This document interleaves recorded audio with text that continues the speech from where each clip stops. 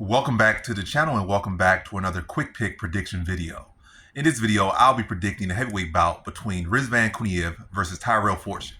And how do I feel about this one right here is I'll go average confidence Rizvan Kuniev to beat Tyrell Fortune.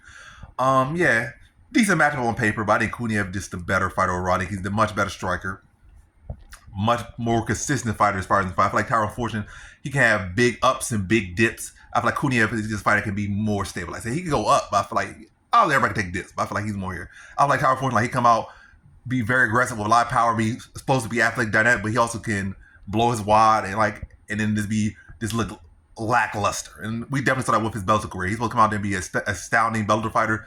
Then at one point it seemed like his career was about to be done.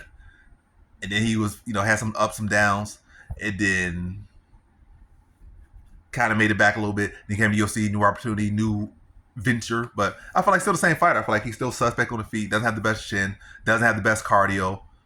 And even his last fight, we saw moments where he looked good early, then we saw later on he would just kind of just there and just doing enough. That's why the fight had to kind of go to a close decision. And actually, he won the fight, but at first they read the scorecard for Tybor. By the way, we see that good start, and we can see slow dips, or we can see slow starts, and we see he's just not a consistent fighter.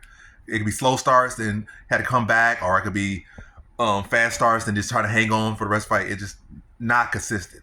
His formula is not smooth like peanut butter. His cheddar is not mature like the cheese wants to be before they put it on shelves. Like it is, even though he's should be there. It's sometimes people just never get there as far as fighting. Sometimes that's just who they are.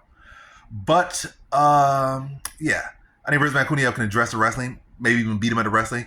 At the very least, I think Kuniev can cancel out the wrestling enough, or again, whether cancel out or just address it enough, maybe give a couple takedowns, and then get back to his feet, and then push.